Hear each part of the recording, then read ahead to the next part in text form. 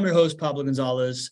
With me, as always, the man that I affectionately like to call GC because of his genius concepts, because he knows how to generate cash flows, because he's a great co-host, and because his name is Gregg Cohen, co-founder of JWB Real Estate Capital. For those of us joining us, since this is the big one, say hello, Gregg. Hello, everybody. Fantastic to be with you today. And part of the Not Your Average Investor Show team here is our community manager. We call her MTM because she brings us the moments that matter, and because we also call her Madison the Magnificent. Say hello, Madison. Hi, everybody. And Madison's going to be in the chat, just monitoring anything you got going on. If you got some questions, pop them into the Q&A. I want to get to them by the end of this thing. We've taken some feedback from everybody. Mm-hmm. We know that this is our most attended show. We know that what you're coming for is the insider juice Jacksonville info. So we're going to front load it, but I have one thing to ask of you. I ask that you put in either the chat or the Q&A. We know that you are either an investor that's thinking about how's my money doing, right? If you're an investor doing that, I want you to put in investor and then say what you're concerned with of your investments right now. If you are someone that's thinking about investing, put thinking about investing, and then what is the information that you most need in order for us to answer it, and we'll get to it at the end of this update. And if you're just a Jacksonville local that's excited about the Jacksonville market, you're doing some deals, just let us know that you are local, and then put kind of what you are trying to get out of this call. And we're going to jam through all that stuff after we do the update. We're going to get to everybody's input and give you our best advice so that you walk away from here with a great experience. And you may or may not know this, but we do this show every Tuesday and Thursday. We call it the Not Your Average Investor Show. We do it live, and then it goes to podcast. It goes to YouTube. So if you're just joining us for the first time, love having you here. If you are watching live on the YouTube stream, love having you. The best thing that you can do, which most likely all of you that are joining today have done, is go to nyais.com, register. It goes on your calendar. You're going to get invites to different things that are happening in the market, things that we're seeing, special insights from old GC's genius brain over here, and entertainment from me most of the time. But more than anything, people join us for what, GC? The roll call, baby. Roll call. We got a lively community in the house. Madison's already welcoming everybody. We got Lee, the MVP Bishop, checking in with a good morning, everybody. We got our usual leadoff hitter. John Henning checking in with a good afternoon. We got Nadeem Shah, our good friend from the West Coast, with a good morning, good afternoon. JWB family, all is doing well. We got the ringmaster, Andrew Barnhill, checking in. Good day, everybody. We got Christopher Lee from Fernandina Beach checking in. Good to have you back, Chris. We got the fairy godmother of the Not Your Average Investor community. None other than Miss Jen Filson. Miss Jen Filson from the beautiful Monterey, California. We got the touchdown maker, Shannon Baker in the house. We got Gregg number one, the better Gregg, Gregg Stone in the house from New Jersey. We got our friend Keitha Janella from San Diego, who we got to meet at the IRL meetup. Keitha, good to have you back. We got Jane Terracano. We call her Mama Jane around here. Mama Jane, my business partner's mom, kind of like my second mom. Yeah, like the seed investor. We got Maddie Rigger in the house. I think that's a new name. Well, Maddie's on our team, but it might be the first time she checked in on the chat. So way to go, Maddie. Yeah, good to have you here, Maddie. We got Pedro Nacianceno checking in from Jersey in the house. Pedro, good to have you back as well. We got Deborah Schwartz, my karaoke witness. Deborah Schwartz. Karaoke witness. I love that. I think that sticks.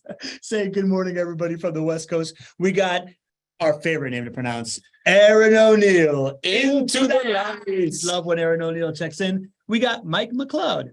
Mike McLeod. Wow. Long time no talk, Mike. Like Mike is a longtime client of JWB. Super happy to have you here. I like it that you're here, Mike. Good to have you. We got Chris Gonzaga from the illustrious Hudson Valley. Good to have you in here, Chris. Who else? We got Caitlin Kitchens checking in. Good to have you, Caitlin. Another JWB teammate. Yeah, teammate. We got the early bird. Dean Curry. Checking in. Dean Curry. Right. We got the mountain man. Billy Green. Green from the mountains of Colorado. We got Papa Jay in the house. All right. What's up, Pops? Jay Cohen, the original investor. Him and Mama Jane are the original investors. Yeah. Right? Yeah. We got the first family of the Not Your Average Investor community, Ken and Carolyn Milene, patriarch and matriarch. We salute you. Good to have you in the house. Who else we got in here? This is a nice long. This might be a long one. Look at this. We're popping almost up. Pop is back. All right, Pop. Chris Shapiro in the house. Good to have you. One of the OGs of the Not Your Average Investor show. Always good to have him on. We got Tim Hoving. That's a new name for me. That's investor. He's an investor. All right. Congratulations, Tim. Thanks for being here. Yeah. Let us know what brought you. Glenn Friedman, a local Jackson investor here. Glenn, good to have you on board as well. Glenn, great to see you. Karen Tallman. JWB teammate, of course. The teammates are in the house. Guillermo Mendoza from New Jersey. Guillermo, welcome to the show. All right. Is that a new name? Yeah, that's a new name. Welcome to the party. Guillermo is my best friend's name, Guillermo Younger from Honduras. So I love that name for the record. The second family of the Not Your Average Investor Show, Gary and Rosalind Riley from Marietta, California. We don't really know what to do with We that. salute you as well. It's courtesy. I don't know. All right. Tanner's in the house. Marie Rockoff from Arizona. Taylor Stone from Long Beach, California. That's a new name. I think so. Right? Welcome to the party. I love Long Beach. Helen Duque. JWB teammates representing. Thank you guys for being here. Eddie Harris from Hotlanta. Max Needle, another teammate. Laura Colby. Good morning, everybody from Washington State, a current investor. Chadwick Sorensen, investor, first-time listener. Good to have you, Chadwick. This is awesome. You know what? I think this might be the first time in a long time we've had over 100 folks here. You know what? Pablo challenged me if we ever get to 500 folks. He said that I have to do like a special dance on video. So, this is a big stepping stone. Appreciate all of you for being here. Yeah. Just so you know, if we can get this thing to 500, we're going to do that thing that TikTok dance where I'm driving and Gregg does the it's Friday night. I love that one. That's right. I'll work on my moves. We're doing that. All right. I want to call out everybody's name here. Chris Smith, Sergio Prieto, go Gators. Bob Wiesner, our good friend. Who else? Who am I missing? S. Minakovic from Cape Coral. Good to have you. Walt Hart in the house. All right, we got a full house. I think we're all here for one reason, GC. Or I guess there's a couple different reasons for why people come. They are investors that have their money with JWB that want to make sure that their asset is doing well and is going to continue to do well. There are people that are curious about whether or not they should be investing in Jacksonville real estate with JWB or elsewhere. They're looking at how is Jacksonville going to perform over the next 5, 10, 15 years? Sure. And then there is the local investors, right? Like that understand that JWB is kind of like the 800-pound gorilla of one of the 800-pound gorillas here in Jacksonville, and they keep an eye out. They know that you got proprietary data. They know that you have a 5,000 property data flywheel that we talked about. And if I put myself in those shoes, right? I am the voice of the investor. I am an investor. And I think to myself, the headlines over the last year have been brutal, right? Like we're hearing it's all about this recession that's been looming. It's over the last year, the stock market's taken a beating with a couple signs of life and then another pounding. The Fed is going willy-nilly, doing stuff with interest rates that we haven't seen in more than one generation. And now add to the mix something that you predicted. Now there's all these national headlines talking about a real estate crisis and real estate losing value. You can find one in the Wall Street Journal, throw a dart and you hit a headline like this. So people are coming here to find out what is going on in the real estate world, what is going on in Jacksonville. How would you answer that question? Well, I just think that there is a lot of noise out there right now. And I think this is an important time to understand your sources of data, to understand data and to understand perspective as well. I think something we've said a number of times on the show is that, having good data is not enough when it comes to understanding where you're going to put your money. You need data with perspective, because data without perspective is dangerous. And I think we are seeing a lot of data out there thrown around without perspective, and especially when it comes to real estate. And unfortunately, I think it's really hurting people. It is creating certain narratives out there that if you have been investing for a full market cycle like we have, you start to understand that data differently. You make different decisions. You're more confident because you understand not just what that data point is, but what does it mean? And then what does all of this mean compared to your other investment alternatives? I think one of the big concerns right now is that people are so scared from an investment standpoint, right? The stock market is certainly not giving people peace and quiet, and there's a lot of sleepless nights there. Bonds are not keeping up with inflation, and then they start to read about real estate and these negative narratives, and they start to say, well, what should I do with my money? And then in their head, what they say is, maybe I should just keep that under my mattress. Maybe I'm just going to take myself out of the game on this one. Yep. And unfortunately, that's not a good idea. If you want to, of course, get ahead, you have to learn how to invest and to do it in a risk mitigated fashion. But definitely right now, it's even more painful when you've got inflation still super high. So, I think this is a time to separate the noise from the truth, right? A time to lean into data with perspective. And so as I was preparing ahead of time for this call today, that's really what I wanted to do is to kind of go down some of those, call it negative narratives that we're hearing about real estate, maybe even about Jacksonville negative narratives that we're hearing, and then provide that data with that perspective so that we can, equip all of you with the truth. All right. We're going to do some different data to give you a sense of direction of what's happening out here. One of the big things that you have taught me, GC, is that there is no national real estate market, right? This is not like the stock market where it's just happening and everything affects each other. It's much more segmented and it's much more specific to the market. So that's where we're going to start today, right? Like this is where I think JWB really has a ton of value. It's your insight into the market of Jacksonville proper. So why don't you start us off with one of your favorite charts here, GC? Absolutely. And the great thing, if this is your first time joining us for the Jacksonville real estate market update, I hope you keep coming back. What you'll see is that I show this data every single time. It's the same chart. We just update it with the most recent data. And I think sort of benchmarking, again, gives people just a little bit more understanding, that perspective that we're talking about. So this is not a new chart for all of you not your average investor fans out there. You've seen this over and over and over again. And what we're seeing here is the blue line is all of the median home sales prices in Jacksonville going all the way back to 2001. And then that red smooth line is the projected median price, which is the long-term historical average of home price appreciation for Jacksonville.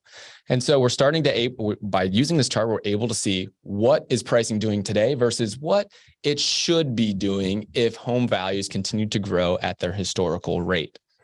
And so you start to see, if you go back from 2001 to 2008, you start to see that big run up. And when people talk about, call it a bubble, right? That's what they're talking about. Prices ran up way faster than would have been projected. And then when you're seeing the crash, you see that go below that median projected line.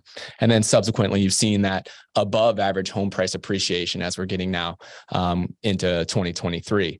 But Pablo, what do you see here for the data? What's the data showing about home prices here, call it over the last, 6-8 months or so? It looks like it reached a peak here at some point, and now it seems to be kind of dipping. Goodness. What do we see here? Is this the next 2008 in your opinion? How would you know? I listen to you often and we run together on Tuesdays and Thursdays. I think you have a little bit of insider knowledge. Yeah. But if you are a media type, if your job is to write articles that are going to attract eyeballs and clicks, what do you think you're writing about when you see a graph like that? It looks like home prices are taking a dip. Oh my goodness. And if you know that people are super emotional and fearful about 2008 and all of the pain that caused economically to our family structures as people lost their homes, do you think that might get some clicks? Oh yeah, definitely. Negative headlines drive way more clicks than positive ones. Absolutely. Yeah. Well, this is where we need to sprinkle on a little bit of context, a little bit of perspective. Because again, if you've been joining the show, I talked a lot about how home prices are going to go down in the second half of the year in 2022. And guess what? That's what we're seeing. Home prices are going down in 2022. But what I also said is that this does not mean that there's a crash coming, because what you're going to see, and as we start to kind of go to that next slide there, Pobs, you're going to start to see that this decline happens every single year, right? All of those declines there are very similar to the decline that we're talking about over, call it the last 6-8 months, right? It happens every single year and it goes by a certain name. It starts with an S, Pob. What's it called? Seasonality. Yeah. Killed it, bud. Killed it. Thanks. There we go. I'm trying to, just so everybody knows, I'm trying to remove this gray box that's on the bottom right. in the meantime, just listen to Gregg's voice. It's not blocking anything. That's really important. There's no data on the screen. No gray box can hold me back here when I'm talking about seasonality here, right? So seasonality happens every year. And this perspective that we all need to have. I wish every newspaper had it. I wish every article writer had it. Unfortunately, they don't, but you need to have it because it's going to inform you. Seasonality happens every single year. So I put some of the stats together. I went back to look from 2001 to 2021, and I looked at home prices. And home prices from June to January declined on average 8.1% from June to the following January. Declined 8% on average. Okay. In 19 out of the 22 years, home prices declined from June to the following January. 19 out of 22 years. And, correct me if I'm wrong, but 2001 to 2021 has been a pretty good run for Jacksonville property, right? Exactly. Yeah. So knowing that home prices from June to January declined 8.1%, and almost every single year they declined something, home prices overall from 2001 to 2021 appreciated 7.9% on average. Okay, so almost 8%. Yeah. So if you go from June to January, call that half the year, and it went down 8% on average, but overall, you're up 7.9%. What does that mean for the other half of the year? Likely that it went up more than 7.9%. Yeah, they had to go way up, right? They had to go way up to counteract the decline, which happens every single year from June to January. This is why you don't actually evaluate a real estate market based on month-to-month changes, which is a lot of what the articles out there are doing right now. They're saying, geez, home prices declined from November to December, so that must mean that there's a crash coming. Guess what? Every November to December, it's that way. It's because less people are out looking at homes. Yeah. It's because it's snowing in most of the country. Yeah. And so this is normal seasonality. Based on this normal seasonality, does it make sense for somebody who wants to invest in turnkey rentals to wait for this time of year to buy their turnkey rental? I'm really glad you asked that, because the answer for a turnkey rental is no. What I'm talking about here is macro. I'm talking about the real estate market, and if you wanted to take advantage of this information to be able to buy a property for a lower price, this would be if you're buying a home to live in for yourself, call it the retail market. You can use this information and say, listen, if I go and I try and buy a home, in December, you're probably going to be able to buy it at a lower price than if you try to buy that home the following June. But for turnkey rental properties, it's different, right? Turnkey rental property providers buy properties that produce positive cash flow. And so there's no incentive for them. The properties pay for themselves, like JWB's inventory pays for itself. So there's no incentive for us to sell that property at a discount. Again, when we know that home prices over time are going to continue to go up as you go later on in the year. I mean, that's just home price seasonality. So you gotta kind of separate this message. If you're an investor thinking about buying a turnkey property, this doesn't really apply as to how you're going to be able to buy at a discount from a reputable turnkey provider. Yeah. But as an individual homeowner, you want to go and buy a house, this is certainly applicable for you. Got it. So homeowner looking for a deal on a home, applicable. Active investor hitting the pavement, looking for distressed properties and trying to acquire themselves and do this all themselves. Opportunity. Turnkey investor, we need to look at it more as a stabilized depreciation rate over time. That's what you're buying into, because the turnkey provider understands this dynamic and therefore does not give this like distressed income because your inventory makes money for you. Yeah, exactly. And you don't have and this, if you think about it as well, appraisals are not based on the property selling last month. They're appraised based on the homes that sold over the last 6 months or somewhere around there, because they're trying to remove the elements of seasonality from the appraisal process as well. So hopefully that gives you a little bit more insight there. Okay. So what I'm hearing is we have a trend that looks like it's dipping a little bit. But you're saying that that's just a temporary dip in seasonality. It's not a overall macro dip that's going to lead to a recession. Why don't you talk us through how you understand this? Yeah. So again, let's put data and perspective together here. So what I did was I went back and I said, well, geez, have there been any years where home prices from June to January have declined more than 8%? And how did it end given a full 12 months? Did they end up positively?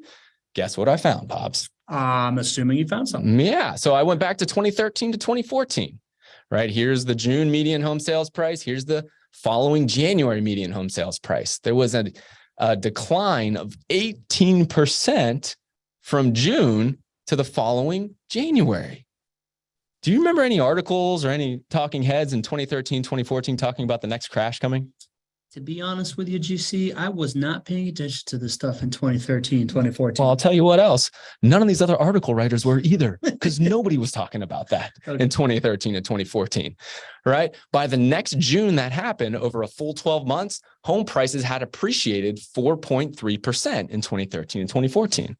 Well, maybe that was just a one-time occurrence, Pablo. I went back and I tried to find another year.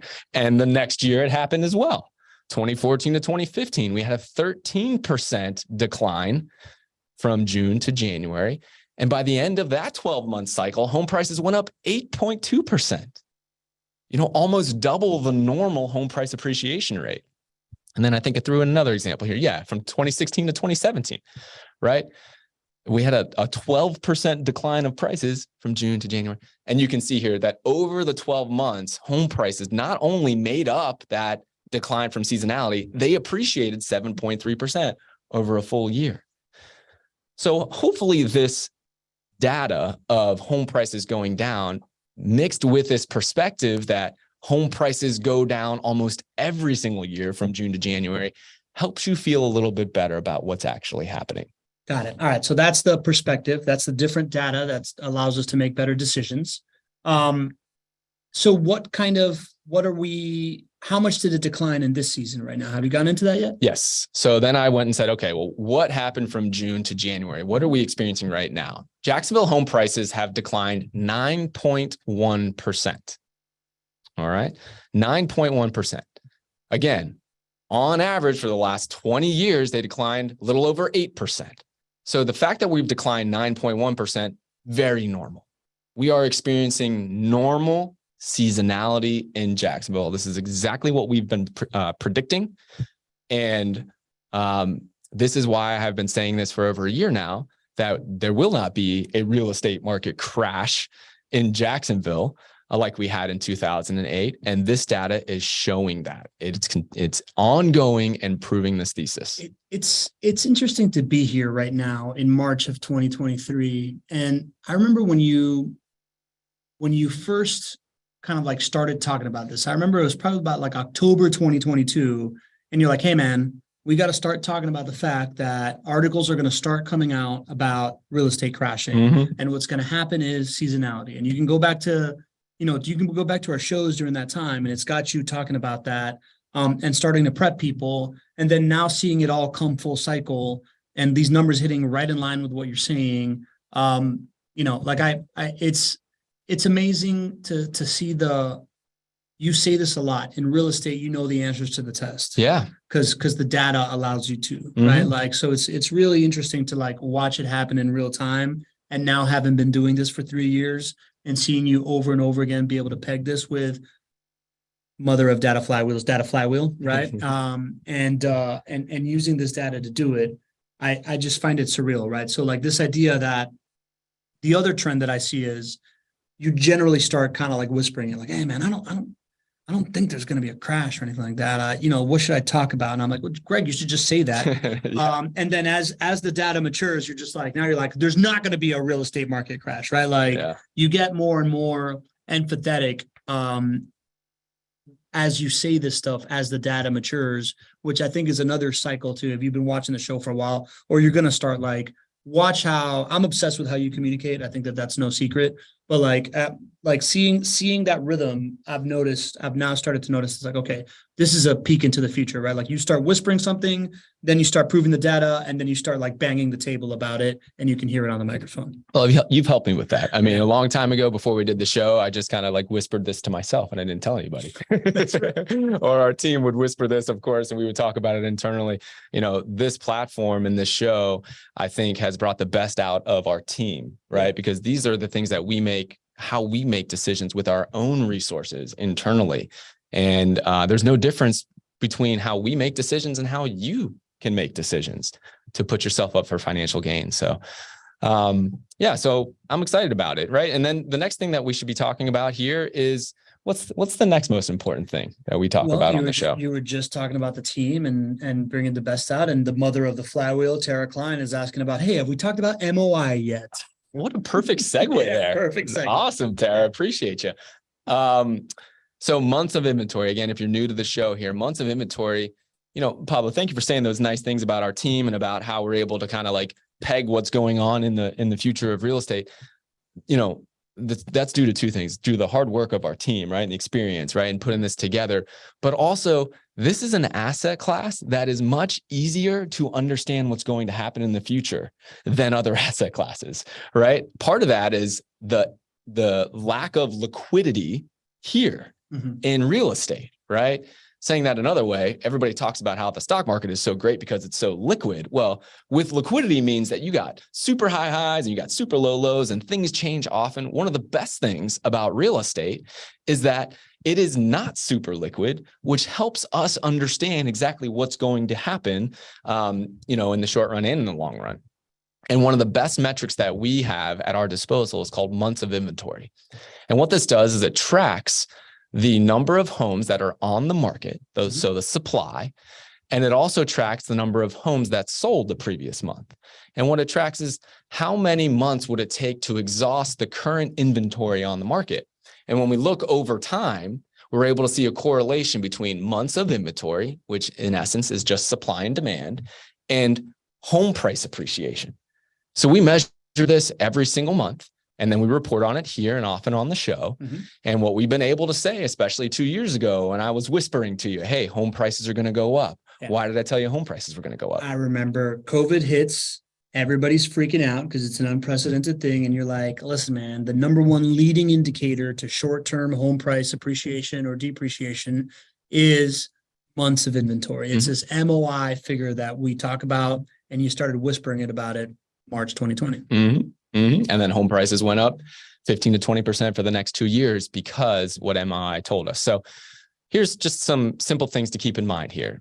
MOI, if it is higher than 6, that means you have more than 6 months of inventory. That would lead to lower than expected home price appreciation because you got more supply out there than demand, and that would lead to lower than normal home price appreciation. If you have lower than 6 months of inventory, that would mean that you have more demand than supply. So that would actually lead to higher than normal home price appreciation.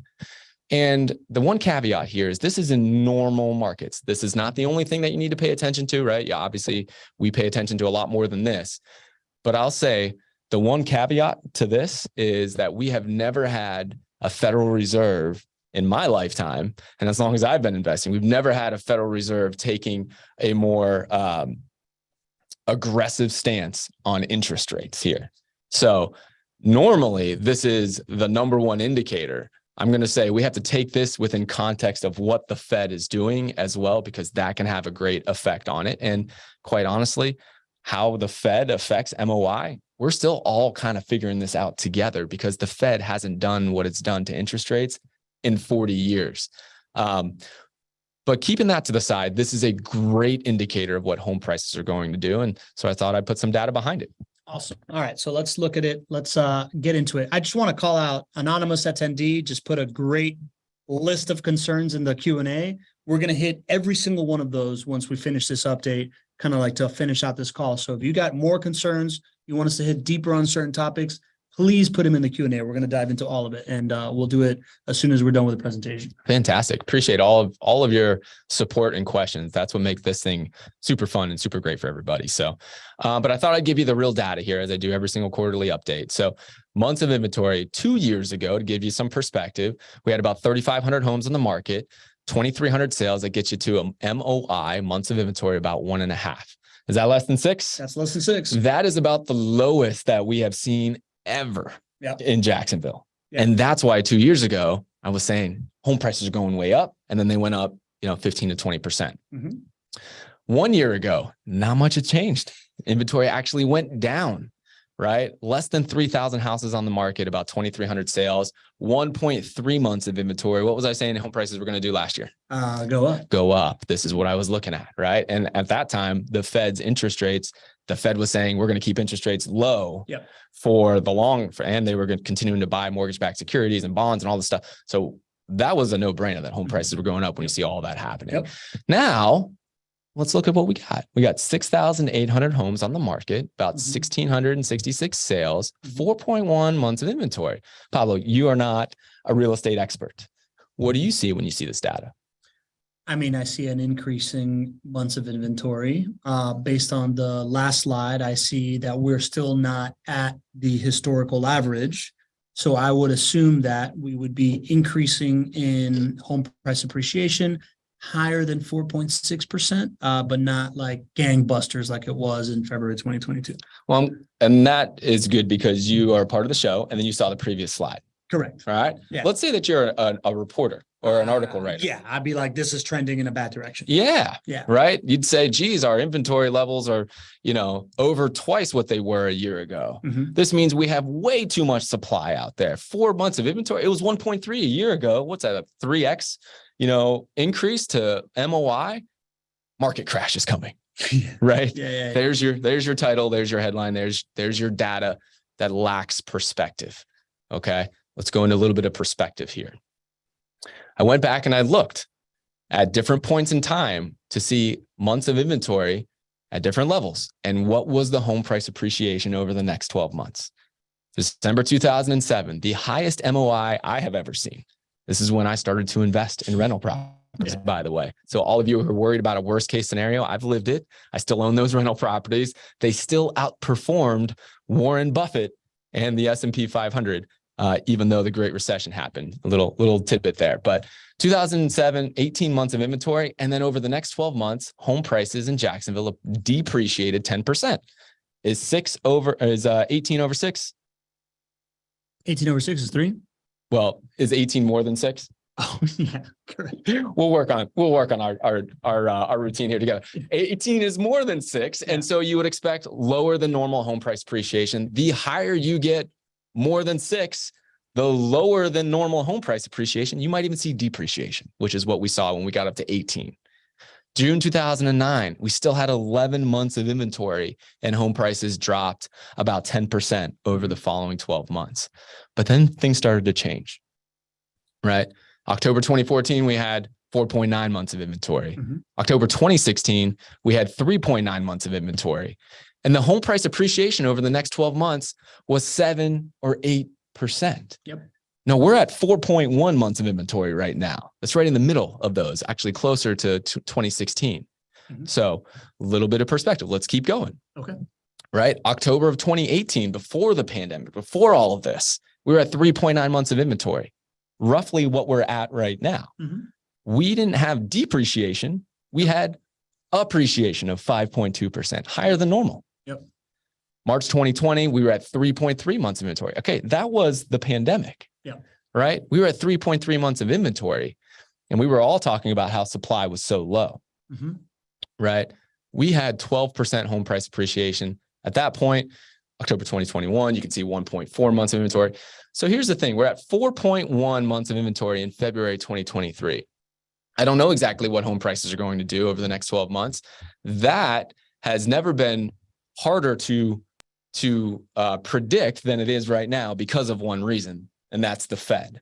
But what I do know is that based on data and perspective, this is another strong data point with perspective for you to show you that this is not going to be the crash of 2008. We may have home prices go down slightly. I don't know what the Fed's going to do. If the Fed is not nearly as aggressive of interest rates, I think we could have home prices go up. It's really dependent on them. But what I feel really confident about is that this is not the crash. And I hope that that information helps you make better decisions. At the end of the day, did you see, a bunch of different numbers, right? Like we have this like standard of if MOI is here, then we know it's going to be like somewhere around historical appreciation, and it's below that, right? So that tells us it's going higher than historical home price appreciation, but you're still not going all the way in on this idea that in the short term, they're going up. I assume that that's coming because of the trend, right? Like, and the Fed going willy-nilly. But what can we safely kind of like expect? You're saying it's not going to be a crash. When you say the difference between it's not going to be a crash, and yet you stop from saying it's definitely going up this year, what's that middle ground? Like, what are you essentially, what is the timeline of what you are expecting things to happen in? Well, let's kind of put it into numbers, right? And when the crash happened, home prices dropped about 35% in Jacksonville from 2006 to 2010. So that was about a 35% crash, right? I think at the height, home prices dropped about 11% or so in Jacksonville over a 1 year cycle there. So when I say this is not going to be the crash, you're not going to see a 35% crash in the market here. You simply have an undersupply of housing right now.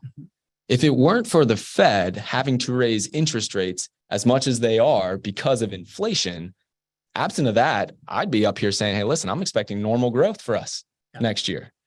But the Fed is that great variable. And so, to put it into like objective, like real numbers, what we think here internally, if we have to talk about what home prices are going to do over the next year, I think there could be a scenario where home prices actually grow. Home prices could go up maybe 5%. I think there's a scenario where home prices could decline over the next year, maybe a max of maybe 10%.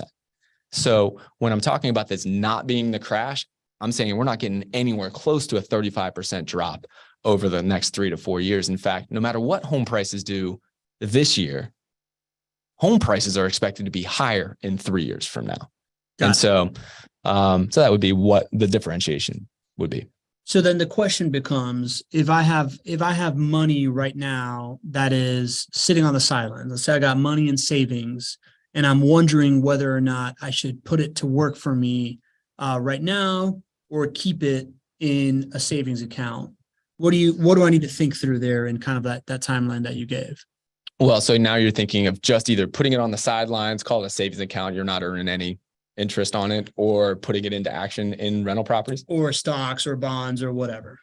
Well, anytime your job is to find the best risk-adjusted return with your dollars, and you have options, always have options, right? I was just looking at some data here, the vast majority of Americans who are investors own stocks. The next most common is bonds, right? Only 7% of investors out there actually own rental properties, according to the IRS, actually, which I thought was some pretty cool data. So let's look at some of those more common alternatives, right? Stock market, it has been a very volatile ride. A lot of people lost a lot of money in the stock market over the last year. But many people don't realize is that we're not in a recession yet. And when you go into recessions, stock market does not do well in recessions. So now going back to your question, what should I do with this money? Should I invest in the stock market right now? On average, over the last 12 recessions since World War II, the S&P 500 has lost an average of 30%. So if you're saying, well, what should I do with my money? I'm not taking money and I'm putting it into the stock market right now. It's going to be volatile, and history would tell us there's a chance that a very significant chance there's going to be a dip forthcoming. Now let's go to bonds. Well, bonds, right? They're just not keeping up with inflation. So, if you start to invest in bonds, it's like, well, how much am I really losing? That's the decision you're making. I'm going to lose a little bit less. That's what the decision is, because, your yield on a bond is not 6% typically. And right now inflation is a little bit over 6%. So unless you like going into an investment and saying, how much am I going to lose? Bonds don't really work for people right now as well. The next thing might be keeping it under my mattress. And again, if you're keeping it under your mattress, or I call that keeping it in a savings account, you're losing there too. You're losing more than bonds, right? You're not earning a return, but your spending power is dropping by over 6% a year, because that's what the consumer price index is, which measures inflation. So people are stuck between a rock and a hard place when it comes to an investment. I think people are searching for an alternative that is consistent, that has a high floor, and the unfortunate thing is that people just don't have the data and the perspective when it comes to real estate, because none of this information that I'm sharing with you is proprietary. It's all available out there, but what this should reinforce for you is that for those JWB clients who are investing right now, you're in the right asset class for consistency, for a high floor. Many people don't know this, but US rents have never declined nationally. Even during the Great Recession, never declined. So your rental income is strong. And almost every single year, home prices have gone up in Jacksonville as well. I think it was, I don't want to misquote. It's a very high percentage of years home prices have gone up since 1982. So you have an asset class here, which is consistent, which has upside. And I think that the strength of this asset class is going to show when people are looking 1 year from today and they're thinking about where they put their money. People are going to be talking. Well, I don't know if the news is going to be writing articles about it, but I'm going to be talking about what a great decision it was because of consistency, high floor, and upside, which you get in rental properties. You mentioned a couple of things there, right? So like when I think of this like months of inventory stat, I think of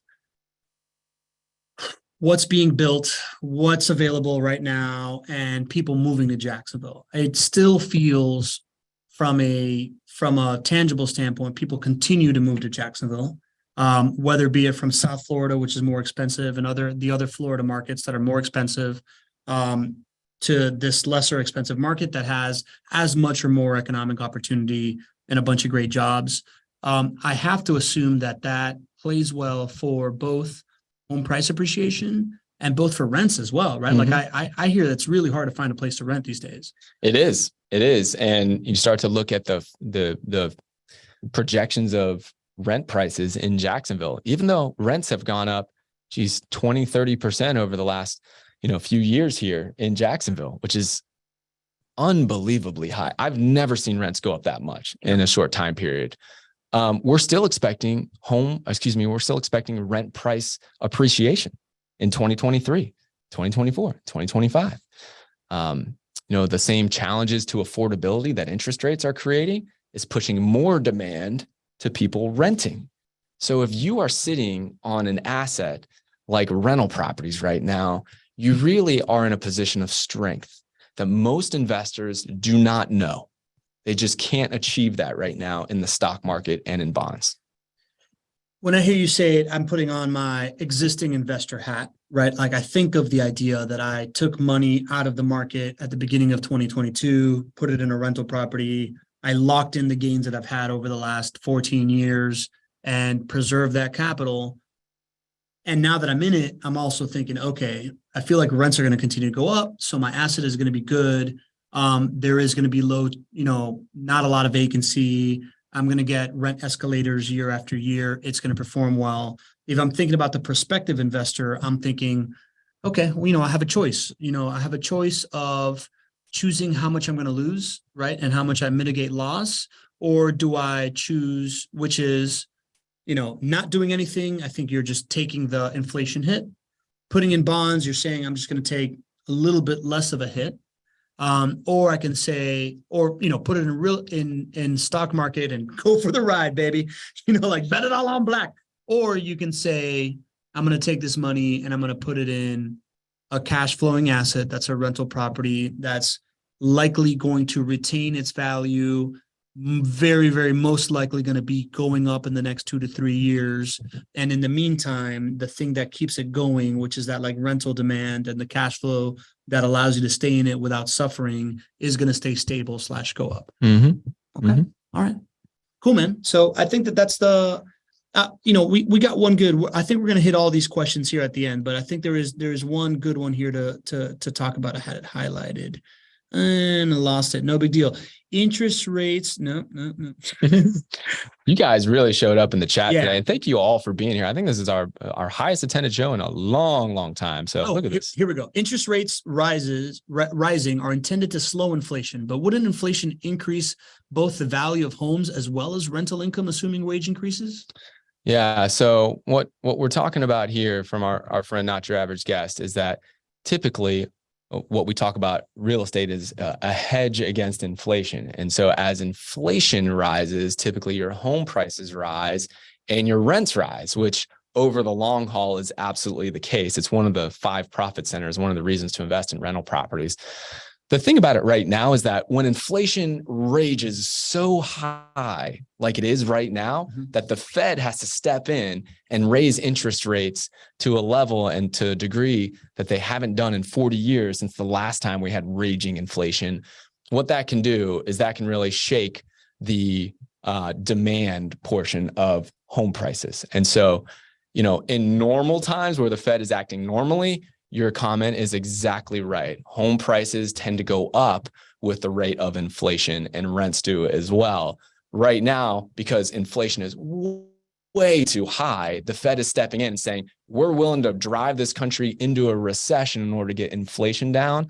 That's the difference between how this would affect home prices, depending on the Fed's actions. Okay, cool. Well, all of this stuff is good and well. These are all numbers of how the real estate market is going to perform. But I think there's another part of this, right? Like if you are investing in real estate, it's really about your operator. So whether you're an active investor or whether you are right now investing with JWB, I think you want to know how well the company's performing, right? There's been a lot of local layoffs in bigger real estate outfits here in Jacksonville. So let's talk a little bit about that. And this is also good breadcrumbs for the local market that's trying to build their own JWB here in your backyard, which I know that you're all for. Come and get it. 100%. Yeah. So let's get, sorry, I interrupted you there. Well, no, I think that'd be great. We want more great companies, especially vertically integrated companies here in Jacksonville. I think the strength of being a vertically integrated company is in a time where a recession is looming and likely at some point in the future here.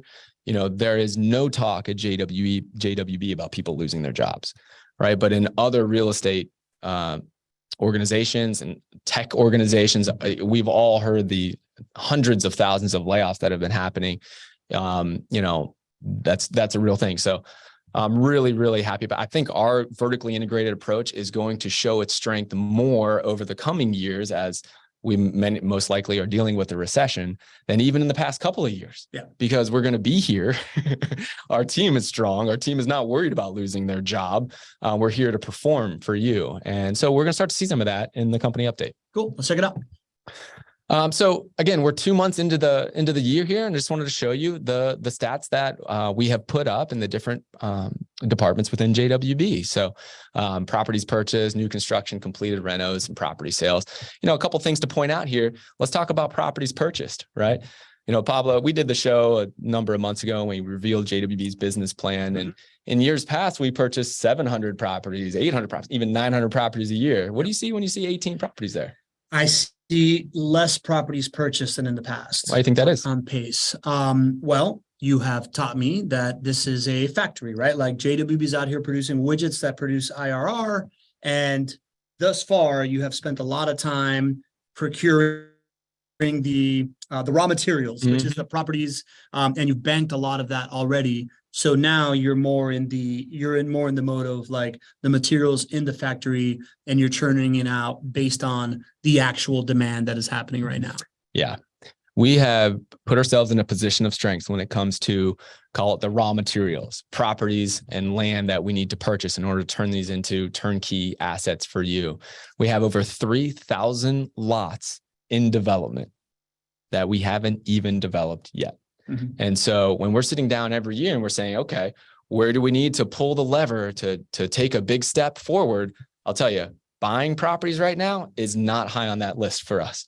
But it's not because we don't believe in this market. It's because we have over 3,000 properties that are going through the pipeline, and it's about right sizing for our business. This is a great year for us to focus on acquiring the right properties for us, right? Making sure that those deals even have higher profit margins for JWB. We have the luxury to be able to do that. And so that's what you're seeing as far as properties purchased this year. It's going to be a lot lower than you've seen in past years. Got it. Our friend Alex Subarats, who came to one of our meetups, he's saying, how is JWB adapting to land acquisition for the changes in the market?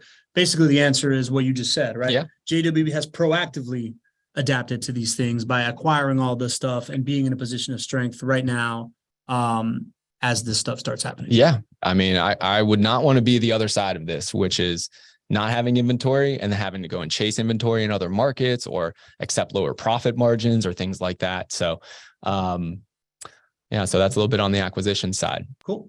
Let's talk about the other KPIs, right? This is the thing that makes it actually all work, right? Rent collection numbers, rent collection at 98.4%, average rent for property at $1,361, current properties under management, 4,925, getting close to that $5,000 figure, DC. I know that's been a long-term goal. As we go through these numbers, I just kind of want to start with like, why is getting to 5,000 properties under management such a big deal for you all? Well, for us, what it does is it creates consistency within our entire organization. This vertically integrated approach we think is great for you and for your investments.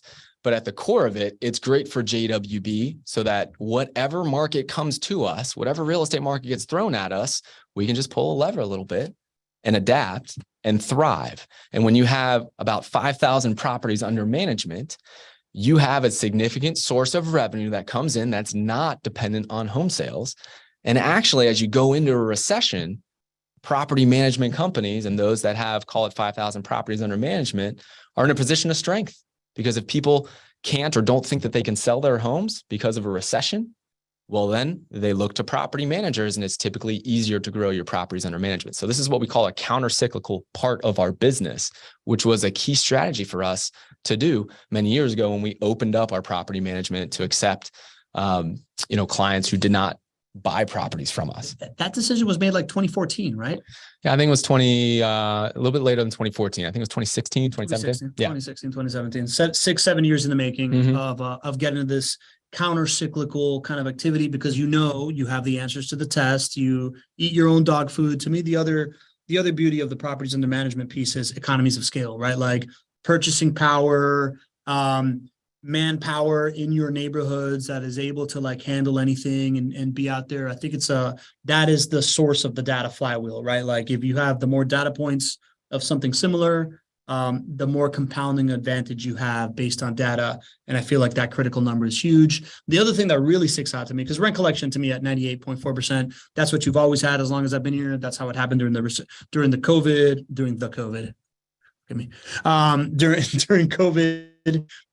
But average rent for property, man, like I feel like when we first started this show, average rent for property was probably closer to about $900 3 years ago. Is that about accurate? I think it was a little bit more than that, but your point is definitely valid, right? I mean, rents have gone up in our portfolio just like they have in all of Jacksonville, right? And again, this is why you invest in this asset class, right? You can win so many different ways.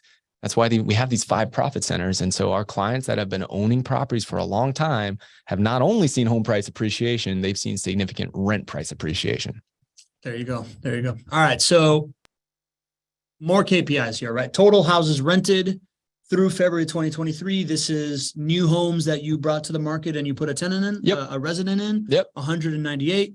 Average duration of initial lease, 27.1 months. So still well over the 2-year mark as an average duration of initial lease, meaning that you're getting a bunch of these 3-year leases as well as the 2-year leases. Number of leases re-signed, right? This is the keeping your resident inside the home and avoiding a turn. Renewals, 261. That is how you overpromise, underdeliver on expectations. And eviction percentage of 0.18%, almost negligible. Yeah, and I just want to give a shout out to our entire team, which goes into supporting why people re-sign their leases, and specifically our property management team. Our property management team just set a world record last week and re-signed 71 leases in a single week.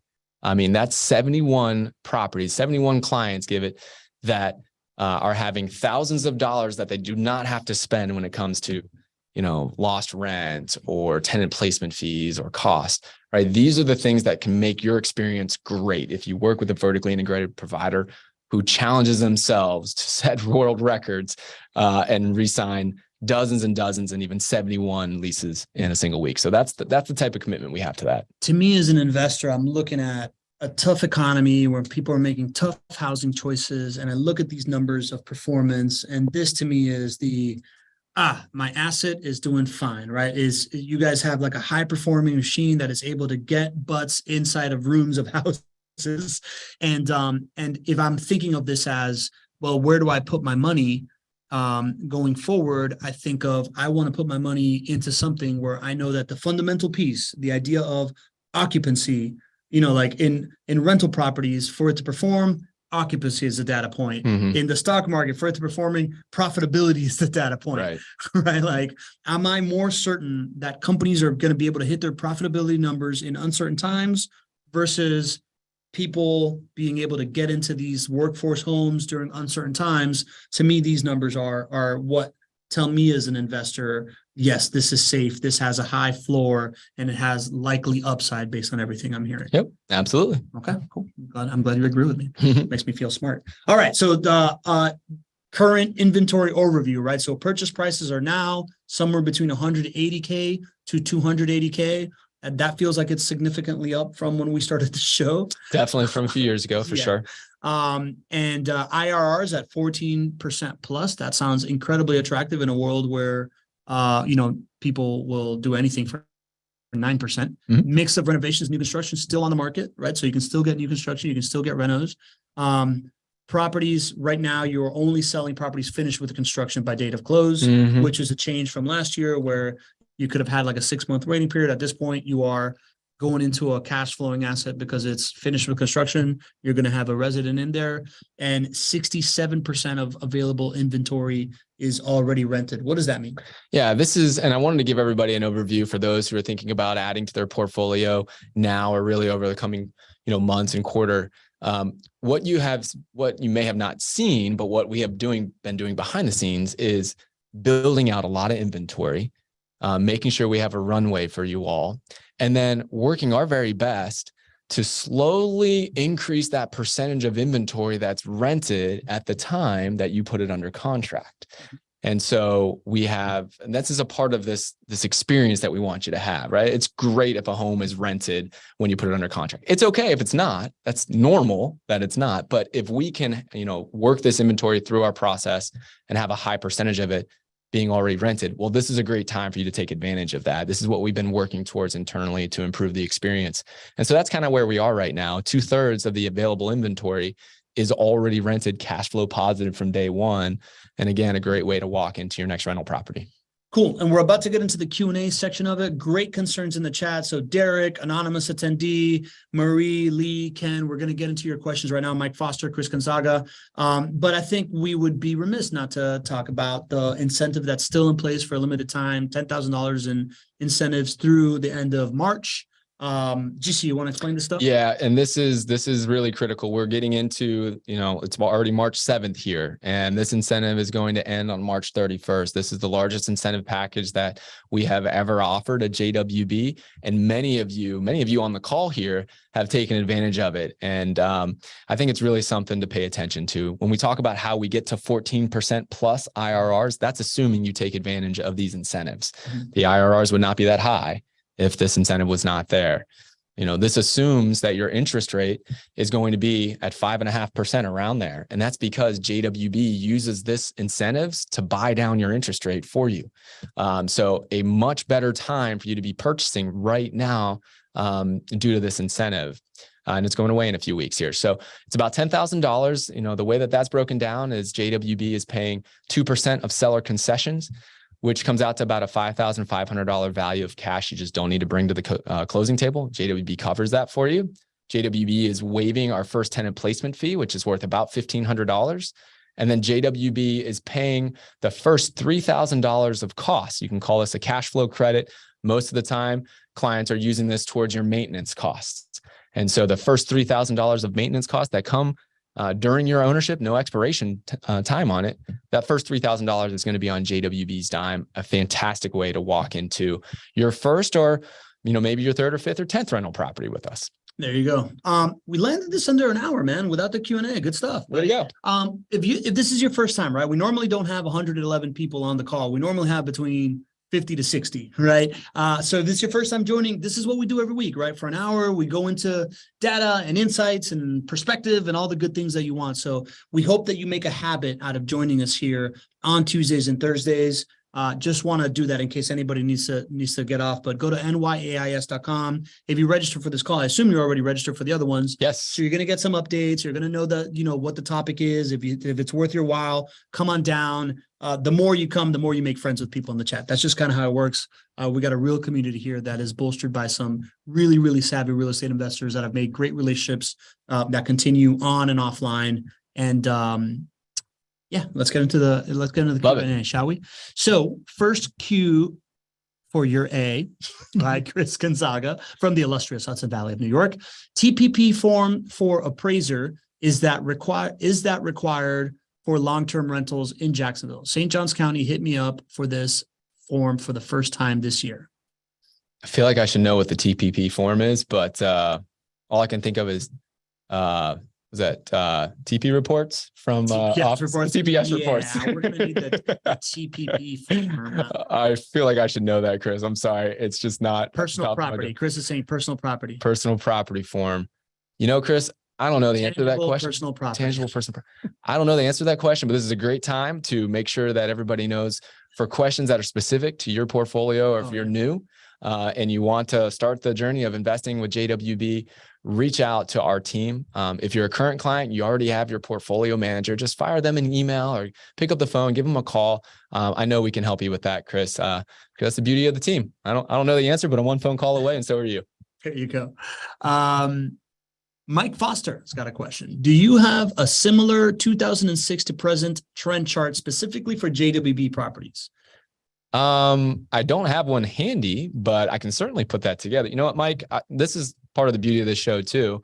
I'll take your feedback and then I'll put something together and I'll show it maybe on like a Thursday show or maybe on a future Tuesday show. Yeah. We'll put that together there. Sounds good. All right, Mike, we're gonna include that into the show. We know that you show up, so we'll definitely make that happen for you, buddy. Lee, the MVP of the community, Bishop, has a question. So the first half saw a decline in those years. Does that mean for overall to get to positive home price appreciation rates that the last half of the year has to be double digits, right? Nailed it, Mr. MVP. So this happens every single year as far as its decline from June to January. But guess what happens from January to June? Goes up. Goes up. So that's what you're going to start to see. I'm really interested to see what the headlines are and the articles are when you have the opposite effect of seasonality, which is in the spring, months and getting into summer, as people are out and about and there's more demand for housing, that home prices go up generally. So it'll be interesting to see how they write about that. But your point is 100% right. You see the opposite effect from January to June. Got it. All right. This one's meaty, GC. We have an anonymous attendee asking in what their concerns are. I'm going to just say them all and then we're going to go one by one and you can speak to them. Okay. Concerns: real estate market outlook over the next several years. Property turns taking longer. Did I buy it in the right neighborhood? Looking for ways to capitalize on the equity increase. Increases in the homeowner insurance rates and taxes outpacing rental rate increases. And I'm sure I can think of several more. Anonymous, just so you know, you just set out the agenda for Q3 of the show. We're gonna do every single one of these as a show. But for right now, GC, let's start with real estate market outlook over the next several years. If I heard you correctly, you believe that over the next several years, the outlook is positive, right? Over the next 2 to 3 years, prices are going to be higher than they are today. What you have also said is in the really, really short run, in the next maybe year and a half, 2 years, there may be a small dip. But you are very confident that in the next 2 to 3 years, it's going to be higher than today.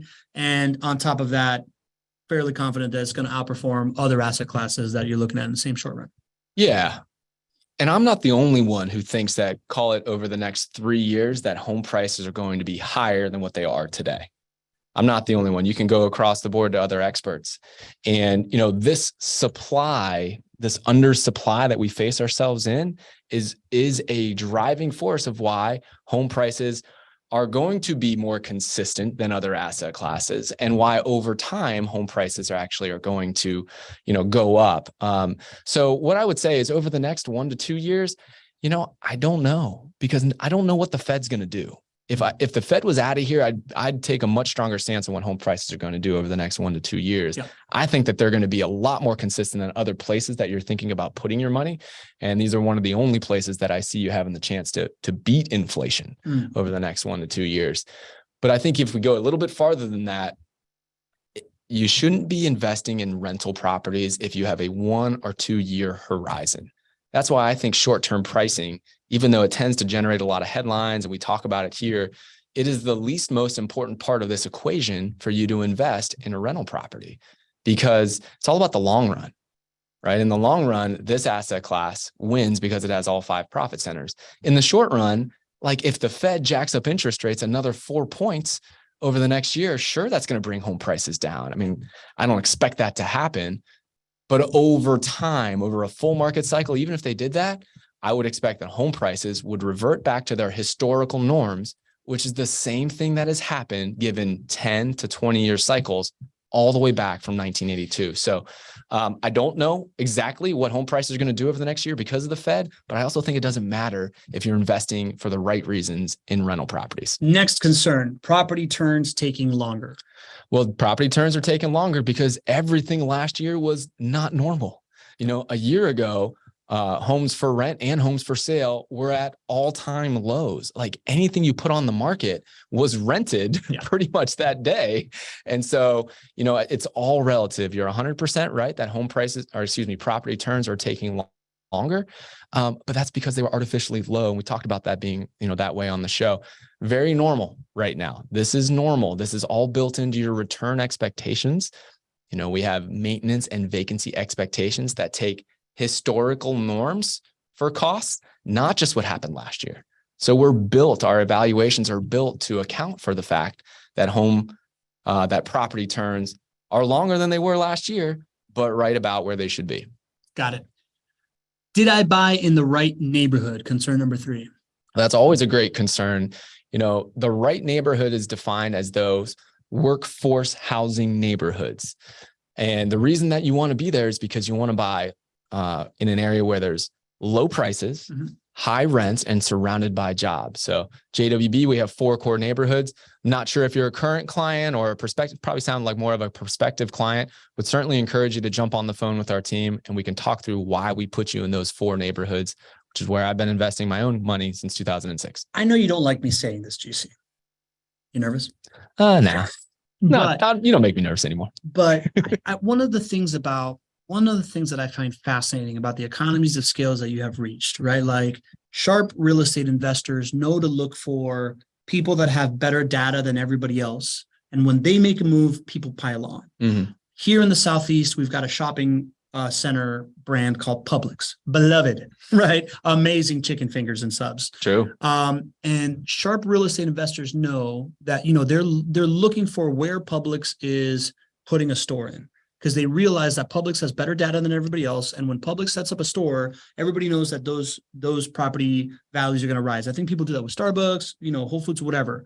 What I find fascinating is that JWB here locally has become one of those signals.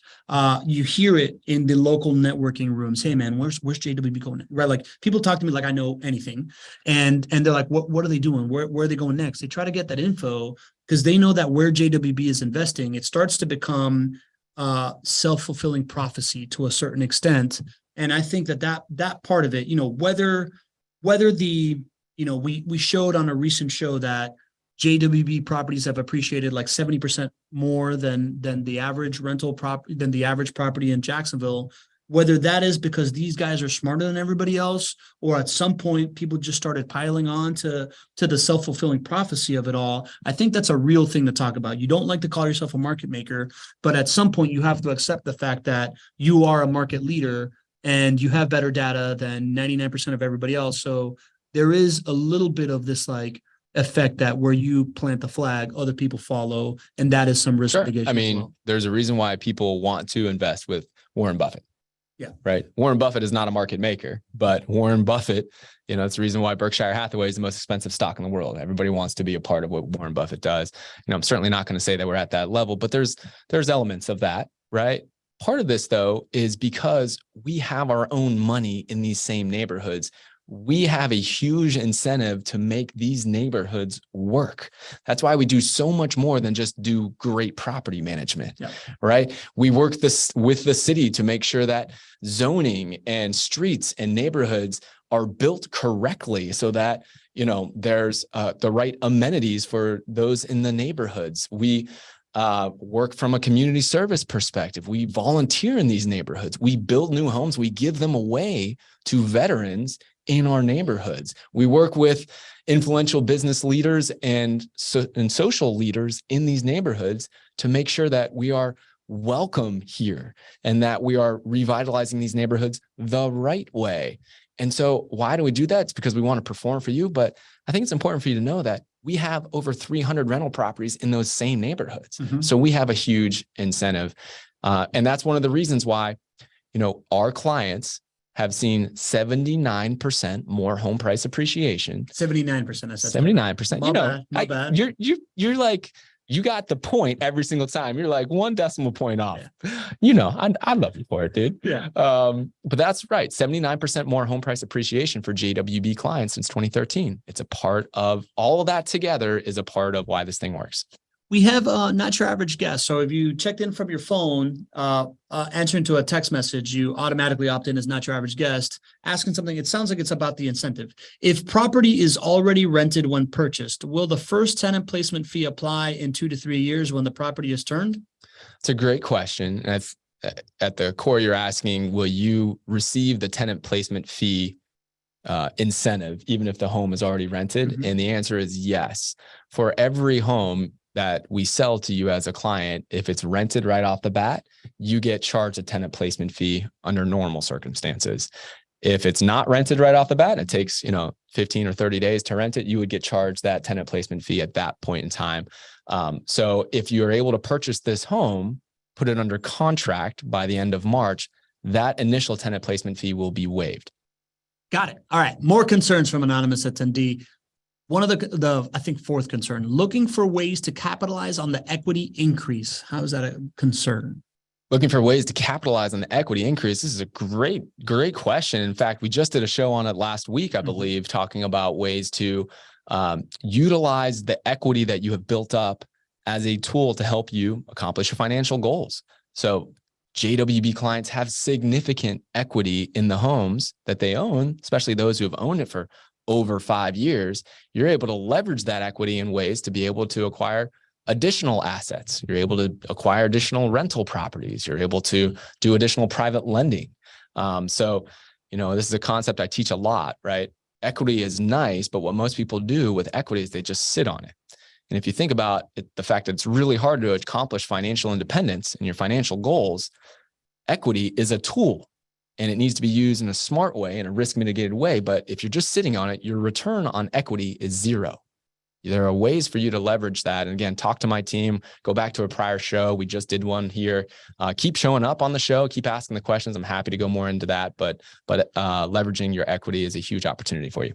Yeah, that's one of the things that I find most attractive about this asset class is the idea that you keep getting this equity and you keep being able to use that equity to invest in other things while still gaining from that equity. Sure. Really unique. Increases in the homeowner insurance rates and taxes outpacing rental rate increases. That's another concern that they list. Well, homeowner insurance rates for renovated homes have gone up over past years. Has been a common topic for clients and on the show here. It affects renovated homes, doesn't affect new construction homes. So you're able to see new construction homes with still very low insurance rates. And the good news when it comes to those homeowner insurance rate increases is that the legislature in the state of Florida is on it. And there's a special session held. Talked to our insurance teammate, the Ritchie Insurance Group, Whitney Ritchie over there, and she felt very confident that we have stopped the bleeding of the insurance market, stopped some of the loopholes that a lot of lawsuits were being and claims were being filed under.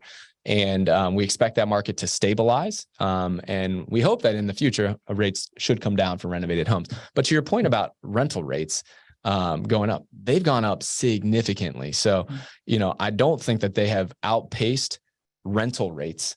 And the thing about rental rates is they keep going up over time, whereas insurance rates, even though they've spiked for renovated homes, no reason they can't come down, and certainly not needing to go up past that. True. All right. That was one question with like 5. That was awesome. That was awesome. Really good stuff. Anonymous attendee. Then we got 7 more. Let's jam, GC. Sweet. Ken Moline, patriarch of the first family, says, Greg, do you have any data that compares Fed activity during the Carter recession in the 1970s to Fed activity over the past year?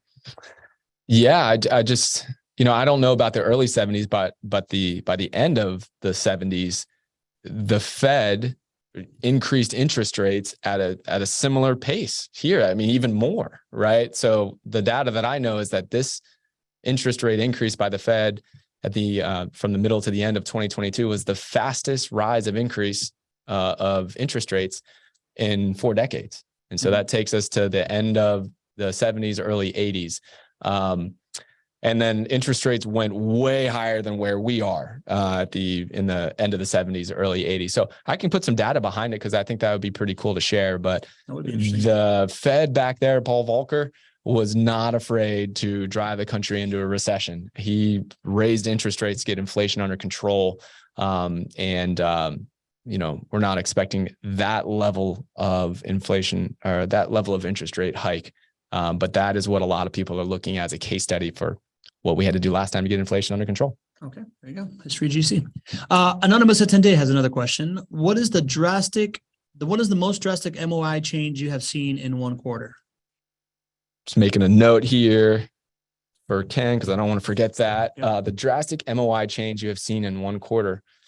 It has been really between, call it, 3 to 6 months of inventory ever since 2014, since we started tracking it monthly.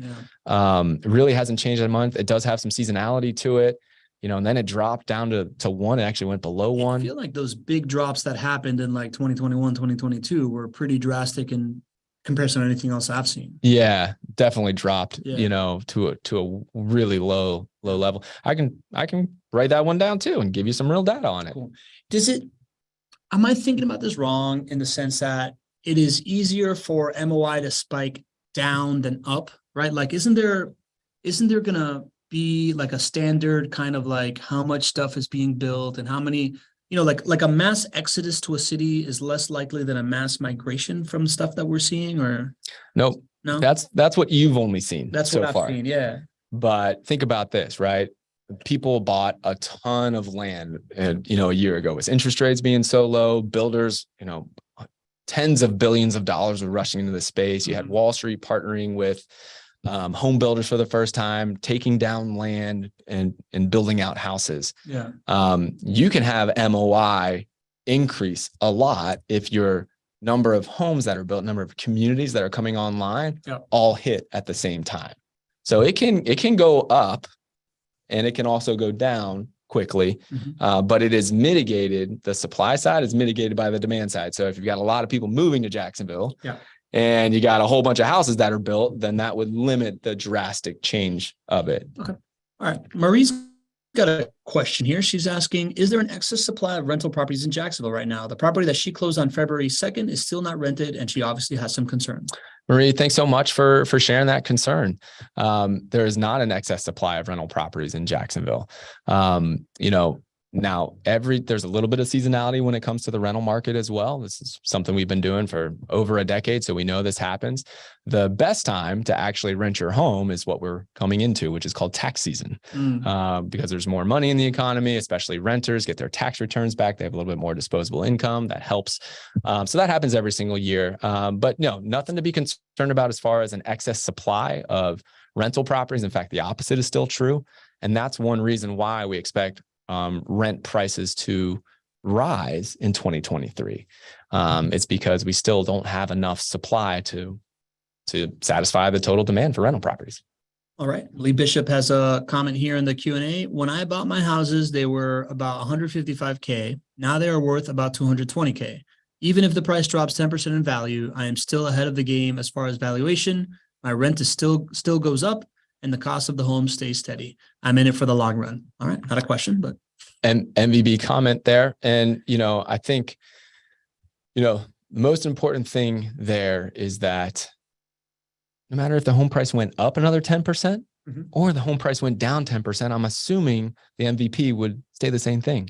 Say the same thing. I'm in for the long run. Yeah. Like that's why short-term pricing is the least most important part of this equation. Yeah. That's why in 2006, when I started to invest in rental properties, the fact that home prices dropped over the next 3-4 years didn't affect me because I wasn't going to sell it anyways. And I still own it.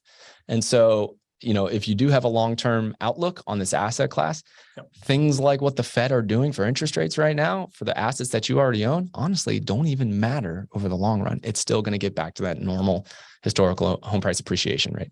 Local real estate guy here, Glenn Friedman, says houses don't care how much they are worth. It's a cash flow game, right? That's what we talk about. If we got positive cash flow, you're in it for the long haul. There you go, Glenn. Great comment. Derek Nelson asks, what percentage of properties under management? I figured it out. That PUM is properties under management. You see, love that. Properties under management is in the Jacksonville Metro. What percentage of properties under management is in the Jacksonville Metro? Percentage of properties under management?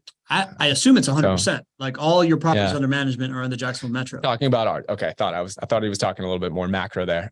Yes, we are all in Jacksonville and surrounding areas. Generally about 45 minutes from downtown Jackson or from our office is where we want to be to make sure that we can service those properties appropriately. And so we're focused 100% on Jacksonville. Anonymous Attendee has another question. Days to get a lease. How is it trending? It's historically about 40 days is the average. I think we're probably a little bit north of that right now. And so, but if we put it in context, a year ago, it was like 15 days. 4 days. Yeah. I mean, it was so low. So we need to have some perspective here. So the fact that we're probably a little bit over 40 days right now, again, very normal, especially going into tax season. All right. Shannon Baker, Touch Maker, is putting in 64 days currently. There we go. Okay. Glad we got good information there. That answer is not your average guest puts in what's the typical time to rent a JWB property. So that we're good there.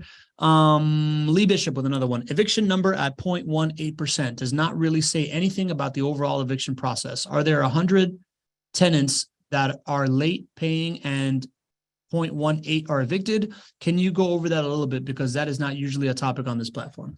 Yeah. So that 0.18% is saying that 0.18% of evictions happen each month. So if you had 100, active leases each month, then whatever 0.18 of 100, what's the math there? So 1.8? No, 0.18. So it's, I don't know what 100 is. Yeah. Would be less than 1. 0.18.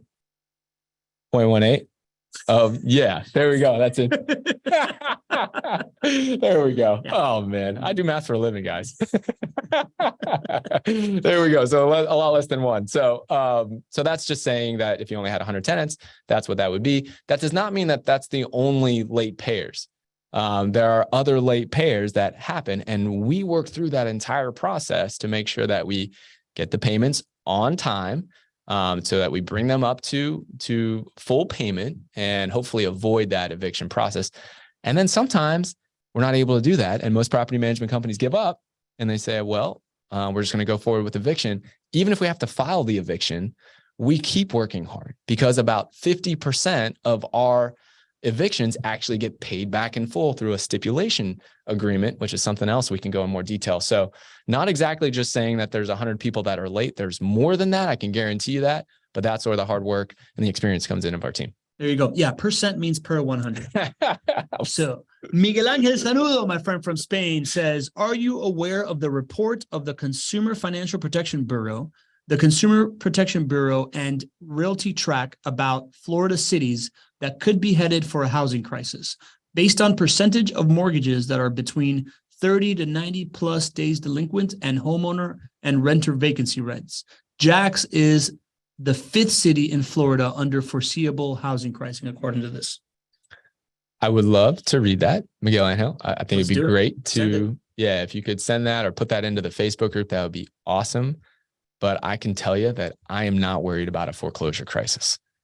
So the fact that they're basing this off of the number of mortgages that are between 30 and 90 days delinquent, we are sitting on incredible amounts of equity because home prices have increased so much over the last 2 years. So if you're somebody who can't afford to make the payments right now because you lost your job, you have such an incentive to sell your house.